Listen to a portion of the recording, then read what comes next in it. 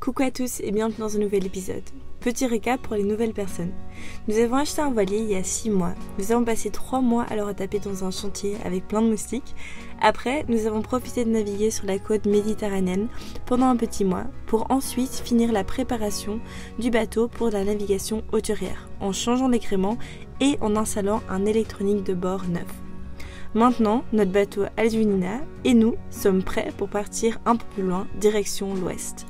Notre première destination se trouve à 2 jours de navigation, cela fait environ 250 miles ou 400 km. C'est parti!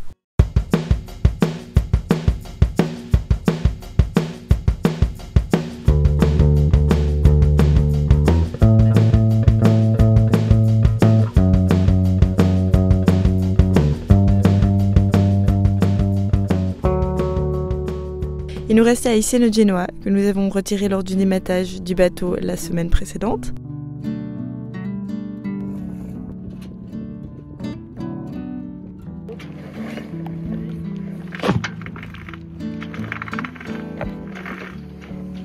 Ainsi qu'à installer notre Iridium Go exec pour pouvoir télécharger la météo et émettre des appels satellites en cas d'urgence. Hier, on s'est dit qu'on allait installer le Iridium et le Data Hub en une journée. On n'a pas réussi parce que c'est pas très intuitif. Mais maintenant on est en train de télécharger les grilles météo hors ligne, ce qui fonctionnait. Hier on avait tout réussi mais on n'arrivait qu'à les faire sur notre 4G et sur notre Wi-Fi. On n'arrivait pas à faire fonctionner l'internet de l'Iridium, donc ce qui nous permettra d'avoir la météo en tout temps partout. Même sur internet, sans réseau, sans tout. Donc voilà, maintenant ça a fonctionné. Ce qui veut dire... Oh, ça refonctionne. Viens ici, viens ici. Ça veut dire quoi? On va se barrer. Direction les Baléares.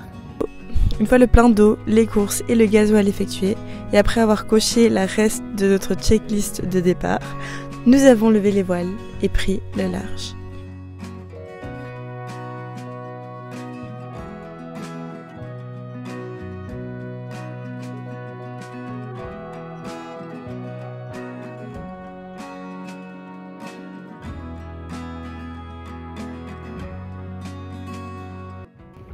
On a mis les voiles.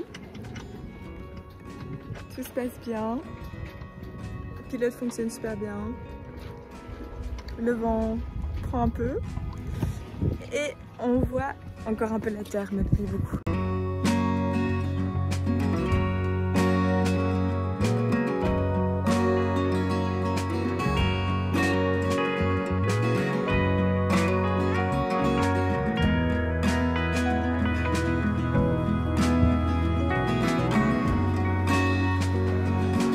Je voulais faire une jolie coupe de cheveux avec Léon. À Léon. Sauf qu'il a pris le rasoir et il a mis un coup à 0. Et du coup on lui a fait une Pourquoi j'ai fait ça, Charlotte? Parce que je me suis trompée la première fois. En fait, moi je voulais pas que Charlotte me coupe le dessus du crâne, je lui ai juste dit je vais me faire un petit dégradé. Donc j'avais cette longueur là, partout sur ma tête. J'ai pris le rasoir et je me suis mis un petit coup à blanc comme ça. Et en fait, elle a pas mis un petit coup. J'ai pas mis un petit coup. Il a mis un coup jusque là. Attention, vitesse.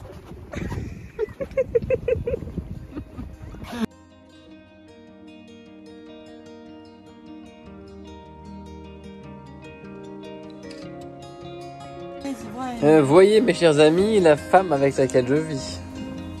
À peine réveillée, aussitôt réveillée, venue s'enivrer d'une tisane bien salée.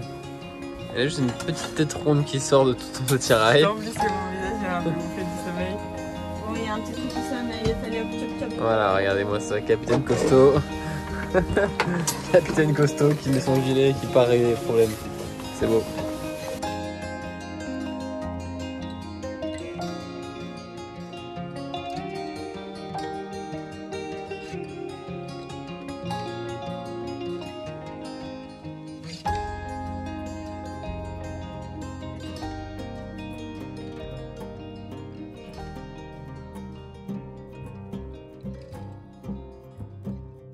L'archipel des Baléares est composé de 5 îles principales et de 189 îles mineures.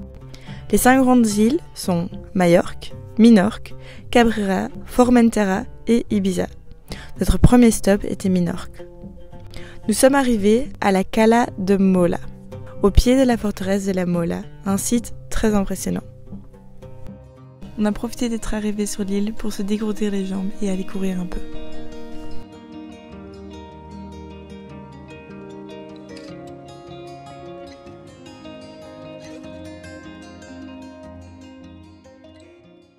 Bon, j'ai dû m'arrêter de courir parce que j'avais trop mal au ventre et je trouve que c'est l'occasion parfaite aussi pour vous expliquer ce qui s'est vraiment passé pendant la traversée, parce que du coup on a eu 2 jours de traversée mais il n'y a qu'un jour qui a été filmé.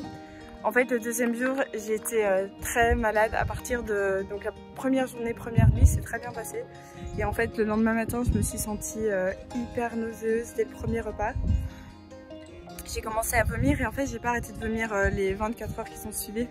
Donc c'était très dur, c'était très dur, c'est pas chouette de vomir et autant énormément sans pouvoir remanger quelque chose parce que j'arrivais pas à le digérer. Donc voilà, on va mieux manger, mieux dormir, mieux me préparer, quitte à prendre un médoc avant pour pas me sentir malade. Et on va refaire ça un peu mieux après. Voilà, là on est, je suis en train de courir autour du fort qui est à côté de chez nous, à côté du bateau. Je sais pas encore quel fort c'est, on va sûrement aller le visiter parce que mon papa arrive ce soir, ce qui est trop génial, je suis trop contente. C'est mon anniversaire dans quelques jours, donc il vient un peu pour l'occasion et pour nous voir. Et je suis trop heureuse, bien sûr, d'avoir cette visite. Avec mon père, nous avons visité cette forteresse qui nous a littéralement coupé le souffle. La forteresse de la Mola, ou d'Isabelle II, construite au XIXe siècle, est un exemple frappant d'architecture militaire. Elle est perchée sur un promontoire rocheux, offrant une vue imprenable sur la mer et sur l'île. On est dans la citadelle de la Mola avec mon papa. On est en train de faire une petite visite. Léon a été pêché. Très intéressant, très joli. Il y a des ruines, il y a des passages secrets. Petite anecdote qu'on a appris lors de notre visite, la citadelle n'a pas servi une fois car elle est devenue rapidement obsolète à cause de l'évolution rapide de l'artillerie. Et n'a qu'émis 5 coups de canon dans toute son histoire. T'as du poisson? Poulpe et poisson, on va bien manger. Il y a des oursins pour l'apéro. Minorque nous a charmés.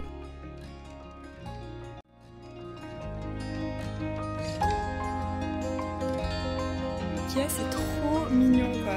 À chaque endroit sur l'île où on va, il est plus beau que le précédent. Et après avoir profité de moments précieux en famille, nous avons fait nos adieux à mon père et pris la mer à nouveau pour notre deuxième navigation vers l'île de Cabrera. On sort à la voile, en silence. C'est génial. C'est super, non? C'est trop beau!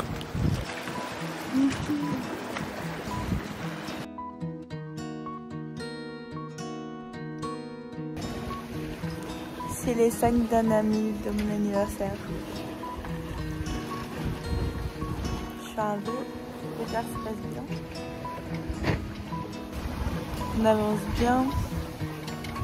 On avance entre 5 et 6. Et on devrait arriver demain. Léon reprend le car à 1h30. Et puis après ce serait le lever de soleil.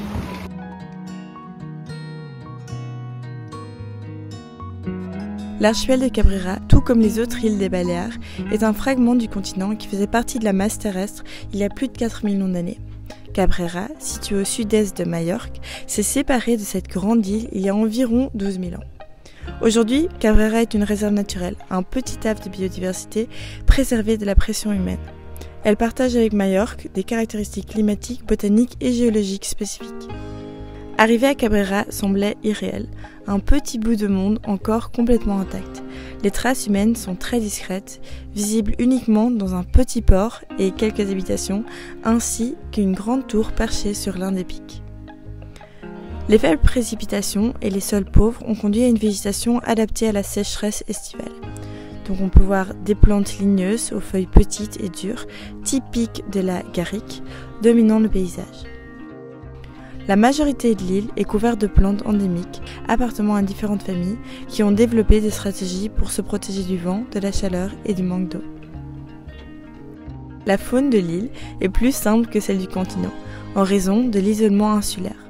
Les espèces ont évolué dans un environnement hostile, petit et limité en ressources. Certaines trouvent refuge ici en raison de l'absence de prédateurs. Un exemple frappant de cette évolution, les 10 sous-espèces de lézards que l'on trouve sur l'archipel. Posés au soleil, ils bronzent tranquillement.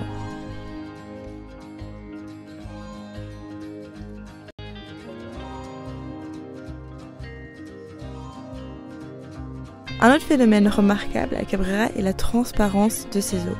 Ce phénomène peut être attribué à l'éloignement des zones urbaines qui polluent la mer, mais une autre raison, moins évidente, mais tout aussi importante, réside dans les faibles précipitations de l'archipel, qui sont captées par la végétation et absorbées par le sol, notamment par les roches calcaires qui retiennent chaque goutte. Nous avons passé du temps dans cette baie tranquille pour recharger nos batteries et préparer la prochaine traversée.